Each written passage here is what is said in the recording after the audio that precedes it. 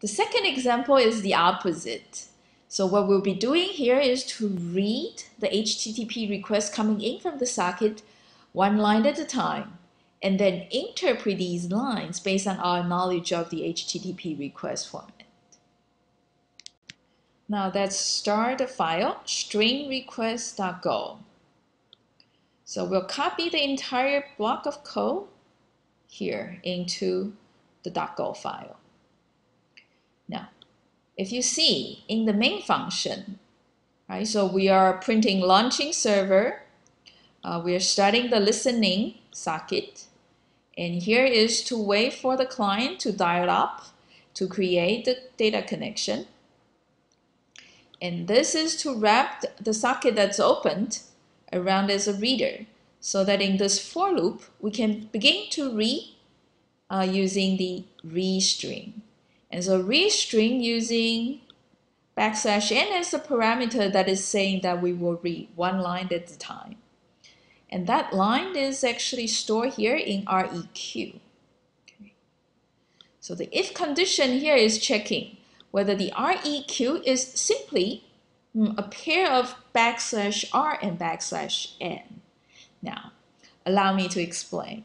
In HTTP request and response messages, each line will always end with what? CR, cartridge return, and LF, line feed. So \r is the cartridge return, and \n is the line feed.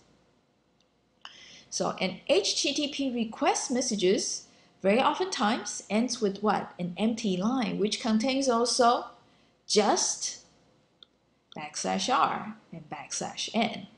So this if condition is to check. If this is the last line of the HTTP request, then we exit the for loop and terminate the program. Otherwise, we go in here. Tokens being assigned as Stringstarsplit. Okay. And Stringstarsplit takes in two parameters. REQ, which is what? The line we just read. Okay. And then the delimiter. So we're using space here as the delimiter.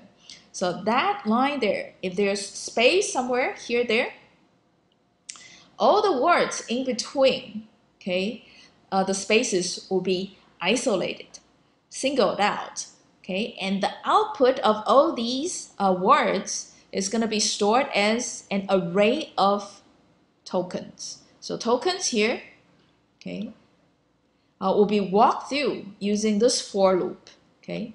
So for all I in the range of the token array, just print the value stored, okay, in that particular entry in the array.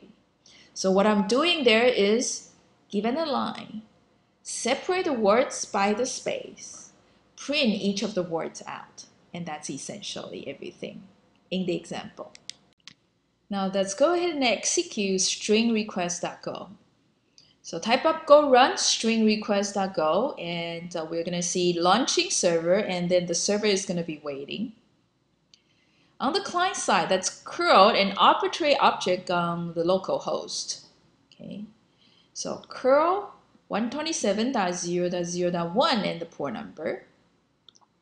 Quickly, you see the curl responding saying, hey, empty reply from the server. Indeed, stringrequest.go there is not sending anything back. And so the client side, you see quickly go back to the prompt. But on the server side, we'll see.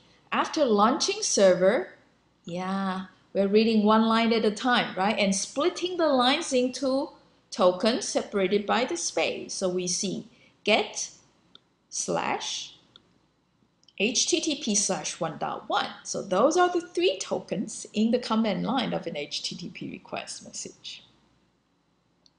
We see three more lines, okay?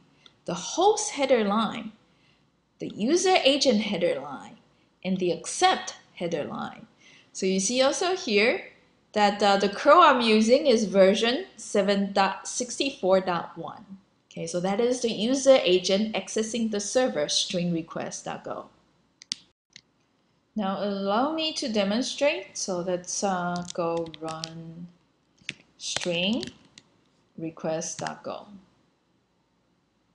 All right, so the server is launched, and let's curl localhost, and Poly server is always running on 11999, and let's see, there. We see curl saying empty reply from server and back to the prompt.